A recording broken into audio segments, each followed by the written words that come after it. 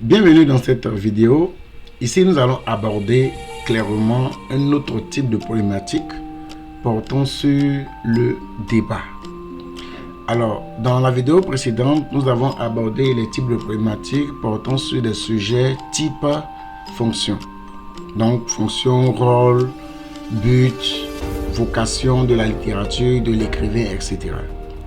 Ici, il s'agira d'un débat. Dans la littérature, il y a des débats. Et les débats sont portés sur des thématiques. Et ce sont ces thématiques-là que je vais présenter pour que vous puissiez savoir, lorsque vous êtes face à un sujet à débat, ici, il s'agit de ça, ici, il s'agit de ça. Vous comprenez? Voilà, de manière simple. Commençons déjà par le premier type de sujet à débat. Quand on parle de débat, c'est quoi? C'est que les littéraires, donc les hommes de lettres, les écrivains, sont en conflit entre eux. Évidemment, c'est une guerre d'idées. Ce n'est pas des conflits ou bien une guerre physique. Non, ça n'a rien à voir. Ne pensez pas, c'est pas qu'ils sont en guerre, en palabre. Non, c'est pas palabre. C'est pas verbal ou bien c'est pas physique. Non.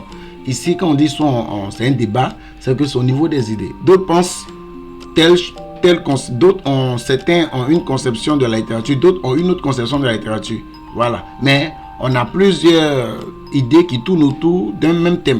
Vous comprenez? Voilà. C'est ça qu'on appelle débat. Voilà. Donc ne vous cristallisez pas pour dire que quand on dit débat, c'est qu'il n'y a pas là-bas. Il n'y a pas de palabre. Ok. Donc ici, le premier type de sujet qu'on va vous donner, qu'on pourrait vous donner, c'est un sujet portant sur le divertissement et l'engagement. C'est-à-dire, il y a un groupe d'auteurs, il y a un groupe d'écrivains. Pour eux, la littérature doit divertir. Un point, c'est tout. Ça doit être là pour nous divertir. Et n'oubliez pas que lorsqu'on a abordé l'aspect du divertissement, on a parlé de la fonction ludique, la fonction évasive, la fonction esthétique. Très bien. Donc, ce sont les trois fonctions-là qui regroupent les fonctions du divertissement.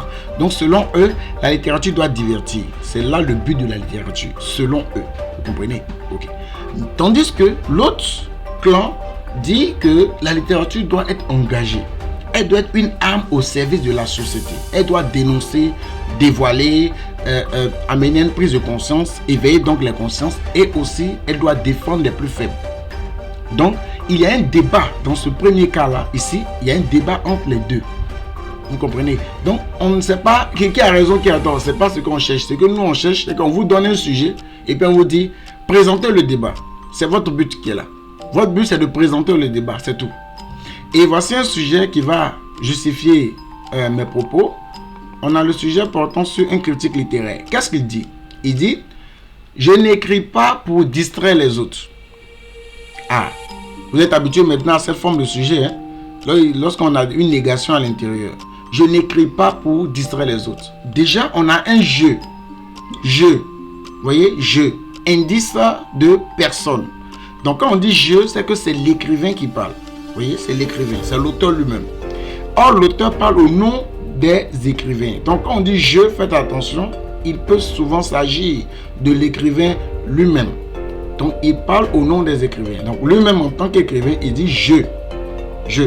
Donc, je n'écris pas pour distraire les autres. Clairement, il rejette l'idée sur laquelle la littérature doit, ou bien l'écrivain doit distraire. Donc, l'écrivain ici n'est pas là pour divertir les autres. C'est ce qu'il est en train de nous faire comprendre ici. Ok. Mais la citation continue. Vous voyez, la citation continue. Donc, comme ça continue, nous, on va regarder ce qu'il va dire à la suite. Ouais. Alors, il dit, j'écris. Vous voyez, c'est là maintenant, sous la forme affirmative. Ici, c'était sous la forme négative. Maintenant, c'est sous la forme affirmative. Donc, c'est ça qui va nous intéresser comme étant une thèse. Voilà. J'écris pour toujours raconter ce que nous vivons. Vous voyez, lui, il écrit pour toujours. Toutes ses œuvres littéraires sont portées sur raconter ce que nous vivons. Mais quand on dit il écrit pour raconter ce que nous vivons, c'est quoi?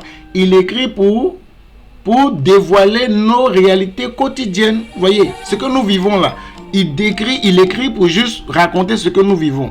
Vous voyez? Alors, quand il dit il écrit pour raconter ce que nous vivons, ça veut simplement dire quoi? Qu'il s'inspire de la société. Il s'inspire des faits, des réalités de la société pour produire ses œuvres.